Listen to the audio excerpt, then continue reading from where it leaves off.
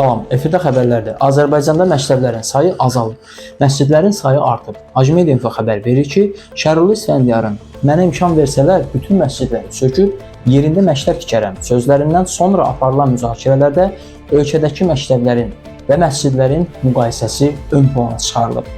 Sosial şəbəkələrdə aparılan məktəb və məscid müzakirələri fonunda son 7-8 ildə Azərbaycanda mövcud olan ümumi təhsil məktəblərinin, orada oxuyan şagirdlərin, məscidlərin və dini icmaların sayı belədir. 2017-ci ildə Azərbaycanda məktəblərin sayı 4451, dini icmaların sayı isə 754, 2024-cü ildə göstəricilərində isə ölkədəki məktəblərin sayı 4422, dini icmaların sayı isə 1002 olmuşdur.